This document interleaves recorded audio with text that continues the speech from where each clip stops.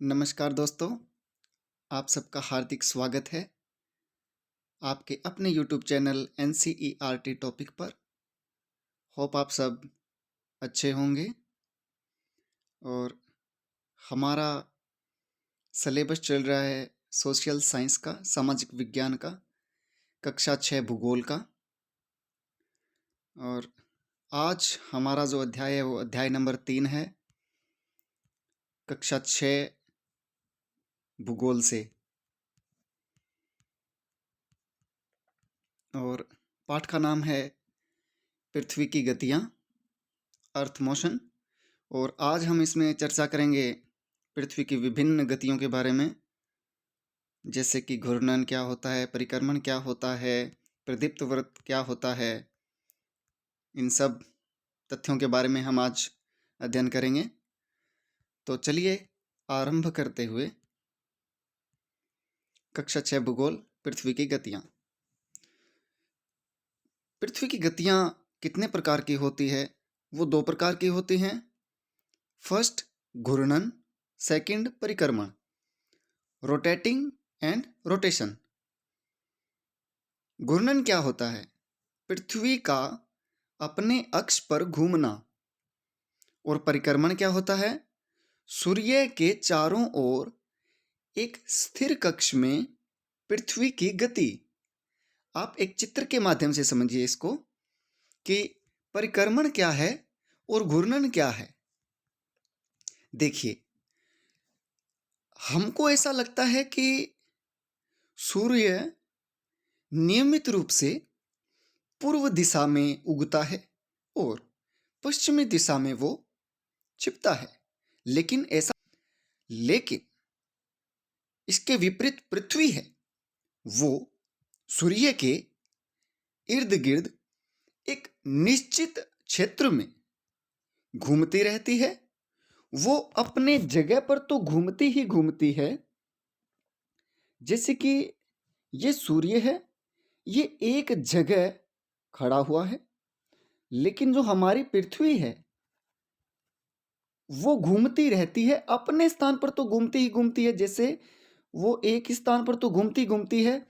इसके अलावा ये जो क्षेत्र आप देख रहे हैं, ये क्षेत्र, ये इसका निश्चित मार्ग है और ये घूमती रहती है। इसका अपने अक्ष पर घूमना, एक जगह वो घूमती रहती है, क्या कहलाता है? घूर्णन कहलाता है।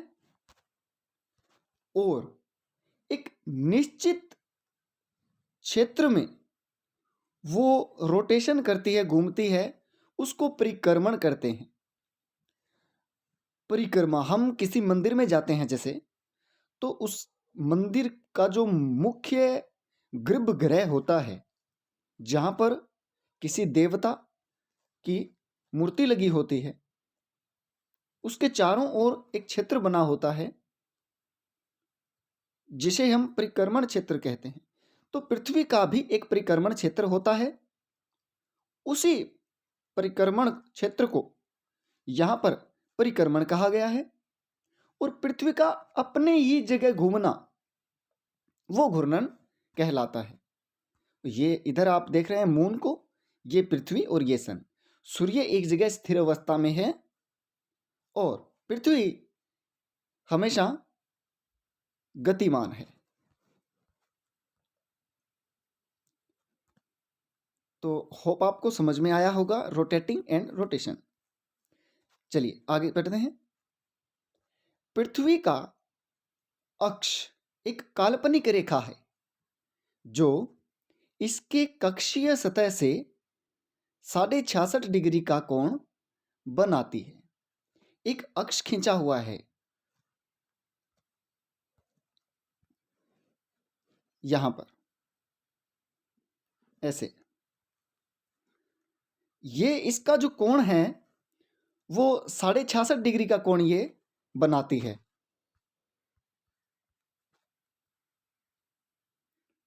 अगला बिंदु देखिए, वह समतल जो कक्ष के द्वारा बनाया जाता है उसे कक्षीय समतल कहते हैं।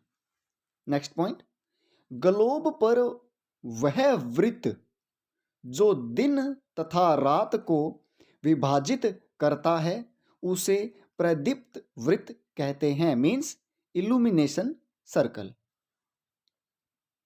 पृथ्वी एक वर्ष या 365 सही 1/4 दिन में सूर्य का एक चक्कर लगाती है। हम 365 दिन कहते हैं इनको, लेकिन हम क्या करते हैं कि इसमें जो 6 घंटे एक्स्ट्रा होते हैं वो इसमें हम ऐड नहीं करते, इसमें जोड़ते नहीं। वो जोड़ते कब हैं?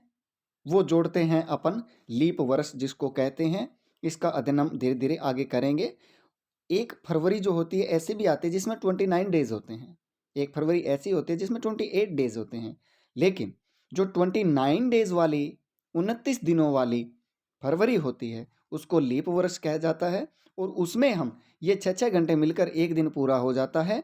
इस एक दिन को हम उस फरवरी में जोड़ देते हैं जिस फरवरी में 29 डेज हों। प्रत्येक 4 वर्ष में बचे हुए 6 घंटे मिलकर एक दिन के बराबर हो जाता है, जिसे 29 फरवरी यानी 29 फरवरी होता है, जो कि लीप वर्ष कहलाता है। 21 जून को सबसे लंबा दिन तथा सबसे छोटी रात होती है। अब आप इस बिंदु को ध्यान में रखना, ये 2 बिंदु है यहाँ पर, ये दोनों बिंदु आप इनको राइट डाउन कर लें, स्क्रीनशॉट ले लें, बहुत ज़्यादा इंपॉर्टेंट है ये दोनों। 21 जून को सबसे लंबा दिन होता है, सबसे छोटी रात होती है। इस अवस्था को उत्तर अयनांत कहते हैं, नॉर्थ सोलिस्टिस कहते हैं इसको। 22 दिसंबर को दक्षिण ध्रुव के सूर्य की ओर झुके होने के कारण मकर रेखा पर सूर्य की किरणें कैसी पड़ती हैं? सीधी पड़ती हैं। आइए एक चित्र के माध्यम से हम इसको समझते हैं। ये देखिए, अब ये सूर्य स्थिर अवस्था में है, आप देख सकते हैं, और सूर्य के इर्द गिर्द एक निश्चित क्षेत्र बना हुआ है। निश्चित क्षेत्र कौन सा है? ये वाला, ये एक निश्चित क्षेत्र है। अब पृथ्वी ऐसा नहीं कि अपने क्षेत्र से इधर उधर चली जाए, कि कई बार क्या हो कि चलो भाई पृथ्वी इधर से चलती हुई, नहीं, ऐसा नहीं होता। इसका जो ये क्षेत्र है, ये वाला, ये निश्चित है बिल्कुल, इससे जरा से भी ये इधर उधर नहीं होती है और ये गतिमान है। अब देखिए कि जहाँ सूर्य की किरणें पड़ती है, अब आपको पहले, इससे पहले एक और बात समझनी होगी कि संपूर्ण पृथ्वी एक बार में पूरा सूर्य का प्रकाश ग्रहण नहीं कर सकती। एक समय में पृथ्वी का एक हिस्सा ही सूर्य से प्रकाश प्राप्त करता है। आप चित्र में भी देख सकते हैं कि जिस दिशा में पृथ्वी झुकी हुई है, जैसे कि ये वाला हिस्सा देखिए, पृथ्वी के इस आधे हिस्से में क्या है? दिन है, और इस आधे हिस्से में रात। और इसी तरफ देखिए, इस आधे हिस्से में तो पृथ्वी का प्रकाश प्राप्त हो रहा है और इस हिस्से में नहीं, तो इस हिस्से में रात हो जाएगी। आगे देखिए, सूर्य की किरणें मकर रेखा पर लंबवत पड़ती है, इसलिए दक्षिणी गोलार्ध के बहुत बड़े भाग में प्राप्त होता है। दक्षिणी गोलार्ध में लंबे दिन और छोटी रातों वाली ग्रीष्म ऋतु होती है। इसके विपरीत स्थिति उत्तरी गोलार्ध में होती है। पृथ्वी की इस अवस्था को दक्षिण अयनांत कहा जाता है, यानी साउथ सोलिस्टिस कहा जाता है। आगे देखिए, 21 मार्च एवं 23 सितंबर को सूर्य की किरणें विषुवत वृत्त पर सीधी पड़ती है। इस अवस्था में कोई भी ध्रुव सूर्य की ओर नहीं झुका होता, इसलिए पूरी जो पृथ्वी है, संपूर्ण पृथ्वी पर दिन और रात क्या होते हैं, इक्वल होते हैं। इसे इक्विनिक्स कहा जाता है, मीन्स विषुव कहा जाता है। 23 सितंबर को उत्तरी गोलार्ध में सर्द ऋतु होती है। ये वाला बिंदु देखिए कि 23 सितंबर को उत्तरी गोलार्ध में सर्द ऋतु होती है, जबकि दक्षिणी गोलार्ध में वसंत ऋतु होती है। और 21 मार्च को इसकी स्थिति इसके बिल्कुल विपरीत हो जाती है। आगे देखिए ये वाला बिंदु,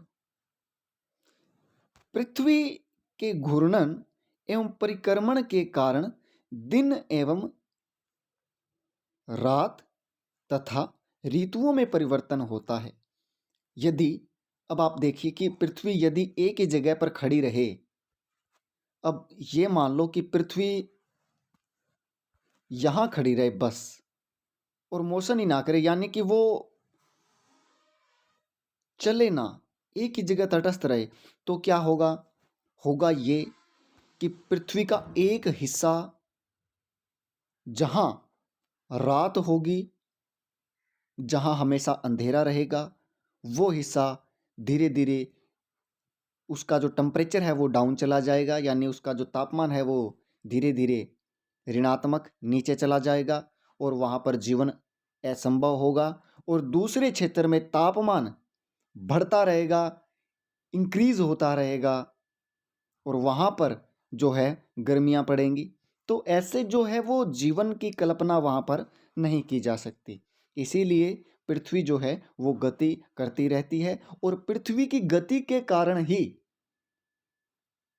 विभिन्न ऋतुएं हैं वो आती हैं और तापमान में परिवर्तन होता है।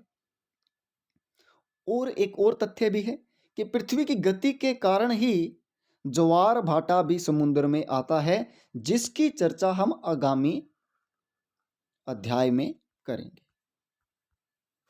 तो पृथ्वी के घूर्णन एवं परिक्रमण के कारण दिन एवं रात तथा ऋतुओं में परिवर्तन होता है। एक छोटे क्षेत्र का बड़े पैमाने पर खींचा गया रेखा चित्र क्या कहलाता है? खाका कहलाता है। अब इस चित्र को ध्यानपूर्वक समझिए कि हमारे सूर्य देवता हैं इधर, और ये सूर्य देवता हो गए। अब आप ध्यान से देखिए, एक तो लाइन है ये वाली और एक लाइन है ये वाली। ये वाली लाइन है, ये कहलाता है अक्ष। ये वाली क्या कहलाती है? अक्ष कहलाती है ये। और ये वाली जो लाइन है ये कहलाएगी प्रदीप्त वृत्त। अब ये वाला हिस्सा जो है ना, ये सूर्य के बिल्कुल सामने है, और यहाँ क्या होगा? यहाँ दिन होगा, प्रकाश होगा, लेकिन इस वाले हिस्से में रात होगी। जैसे ही पृथ्वी की गति चेंज होगी दिन में, तो इस हिस्से में प्रकाश आ जाएगा, दिन हो जाएगा, और इस हिस्से में क्या हो जाएगा? रात हो जाएगी। इल्यूमिनेशन सर्कल कहाँ है? ये जो मैंने आपको बताया था, ये वाला, ये इल्यूमिनेशन सर्कल है, यानी प्रदीप्त वृत्त है। और ये वाली जो रेखा है ये विषुवत वृत्त है, इक्वेटर है। ये बराबर दो हिस्सों में बांटती है। और पृथ्वी जो है वो पश्चिम से पूर्व की ओर चलती है, गति करती है। ये बात आपको ध्यान में रखनी है कि पृथ्वी पूर्व से पश्चिम की ओर नहीं, पश्चिम से पूर्व की ओर वो गति करती है। तो आज का लेसन ये था। आज की वीडियो आपको कैसी लगी आप कमेंट करके ज़रूर बताना, और आपके जो कमेंट्स हैं वो हमारे लिए बहुत ही महत्वपूर्ण हैं। और हमारे चैनल को अभी तक यदि आपने सब्सक्राइब नहीं किया है तो जल्दी से जल्दी सब्सक्राइब करें। आपका बहुत बहुत धन्यवाद। जय हिंद, जय भारत।